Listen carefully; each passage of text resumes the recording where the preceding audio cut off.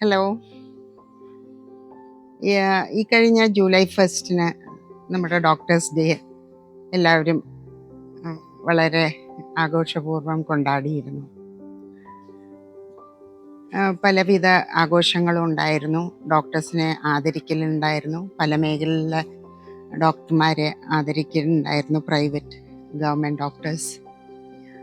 അപ്പോൾ അതെല്ലാം ഞങ്ങളുടെ ഡോക്ടേഴ്സ് കമ്മ്യൂണിറ്റിക്ക് വളരെയധികം സന്തോഷം തരുന്ന ഒരു കാര്യമാണ്. അറ്റ് ദ സെയിം ടൈം പല ഡോക്ടർമാരും കുറച്ച് സോഷ്യൽ മീഡിയയിലും പത്രക്കുറിപ്പിലുമൊക്കെ കുറച്ച് അവരുടെ വിഷമതകളും കൂടി പങ്കുവച്ചിരുന്നു. വളരെ കഷ്ടപ്പെട്ട് ജോലി ചെയ്യുന്നിരുന്നാലും ചിലപ്പോൾ നേരിടേണ്ടി വരുന്ന കുറച്ച് അനുഭവങ്ങൾ. ഞാൻ എൻ്റെ ഒരു അനുഭവം പറയാം.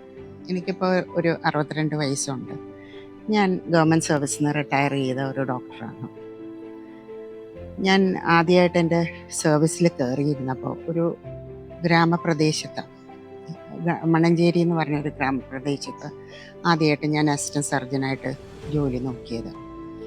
അപ്പോൾ അവിടെ ഒ പിയിൽ ഒരു പ്രാഥമിക ആരോഗ്യ കേന്ദ്രം, നല്ല തിരക്കുള്ള ഒരു സ്ഥാപനമായിരുന്നു. കുറഞ്ഞത് ഒരു 200 തുടങ്ങി 250 പേഷ്യൻസ് ഒരു ദിവസം വരുമായിരുന്നു. അങ്ങനെ തിരക്കുള്ള ഒരു ഒ പി ദിവസം ഞാനൊരു 70 വയസ്സുള്ള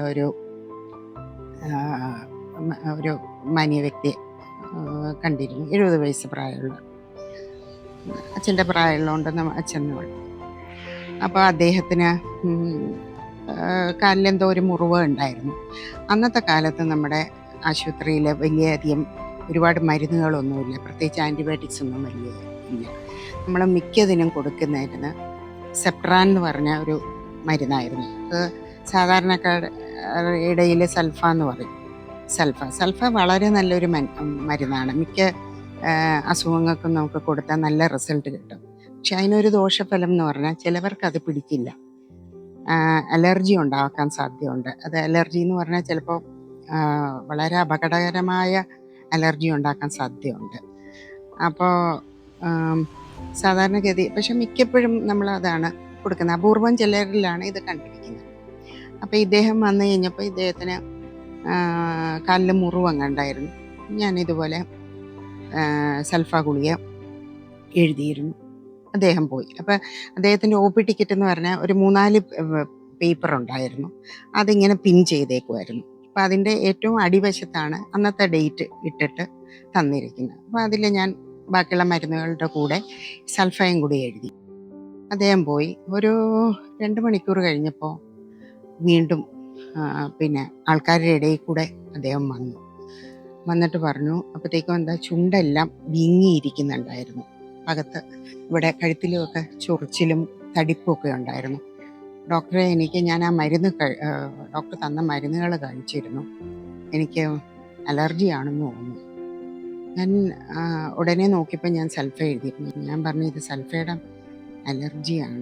ഇതിന് മുമ്പ് നേരത്തെ വന്നിട്ടുണ്ടോ? എനിക്ക് സൾഫ ഗുളിക അലർജിയാണ്. അത് ഡോക്ടർ തന്നെ ഈ ഒ പി ടിക്കറ്റിൽ എഴുതിയിട്ടുണ്ട്. ഞാൻ എളുപ്പം മറച്ചു നോക്കിയപ്പോൾ ഈ ഒ പി ടിക്കറ്റിൻ്റെ ആദ്യം ഞാൻ ചുവന്ന മഷിയിൽ സൾഫയ്ക്ക് അലർജി എന്ന് ഞാൻ എൻ്റെ കൈപ്പിടയിൽ എഴുതി വെച്ചിട്ടുണ്ട്.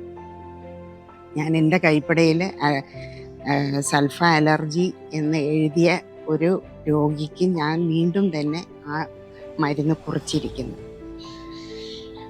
എൻ്റെ ഭാഗത്തു നിന്നുള്ള വലിയൊരു തെറ്റാണ്.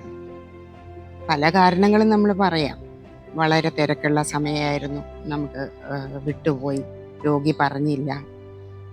പക്ഷേ ഞാൻ ഉടനെ എനിക്ക് മനസ്സിലായി ഞാൻ ചെയ്തത് വളരെ ഒരു ഗുരുതരമായ തെറ്റാണ്. ഞാൻ ഉടനെ രോഗിയോട് പറഞ്ഞു, എൻ്റെ ഭാഗത്തു നിന്ന് വന്ന ഒരു വീഴ്ചയാണ്, ഞാൻ അങ്ങനെ എഴുതരുതായിരുന്നു, തെറ്റായി എഴുതിയെന്ന് പറഞ്ഞു. ആ മനുഷ്യൻ അല്ലെങ്കിൽ ആ വ്യക്തി അന്ന് പറഞ്ഞ 2 സെൻറ്റൻസ് ഇന്നും ഞാൻ എൻ്റെ മനസ്സിൽ കൊണ്ട് നടക്കുന്നു. ഡോക്ടറെ അത് മനഃപൂർവ്വം ചെയ്യില്ലായിരുന്നല്ലോ. നമുക്ക് ഈ തിരക്കിൻ്റെ ഇടയ്ക്ക് വന്ന ഒരു കയ്യബദ്ധമാണ്, അത്രയേ ഉള്ളൂ. അത് ഡോക്ടർക്കായാലും എനിക്കായാലും ഇത് ആർക്കായാലും സംഭവിക്കില്ല. അത്ര ലാഘവത്തോടെ ആ അദ്ദേഹം എന്നോട് സംസാരിച്ചു. എനിക്ക് അതിയായ ഒരു ആശ്വാസം ഉണ്ടായിരുന്നു. കാര്യം നമ്മൾ ഇങ്ങനെയുള്ള സിറ്റുവേഷനിൽ, ഇങ്ങനെയുള്ള ഘട്ടത്തിൽ നമ്മൾ എന്ത് ചെയ്യണമെന്നും പറഞ്ഞ് നമുക്ക് ആകെ ഒരു വെപ്രാളവും പേടിയാണ്. രോഗിയെ ചികിത്സിക്കുന്നതിനെക്കാട്ടും കൂടുതൽ നമ്മുടെ കാര്യം പച്ച മലയാളത്തിൽ പറഞ്ഞ കട്ടപ്പുകയായല്ലോ എന്നാണ് നമ്മൾ ഓർക്കുന്നത്. പക്ഷേ ആ രോഗി എനിക്ക് ആ ഒരു 2 സെൻറ്റൻസിൽ അതിയായ ധൈര്യം തന്നു.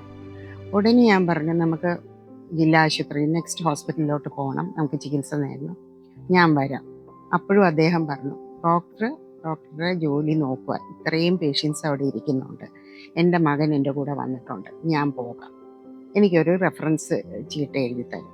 അപ്പം ഞാൻ അത് വ്യക്തമായിട്ട് ചീട്ടിൽ എഴുതി അദ്ദേഹത്തിന് കൊടുത്തു.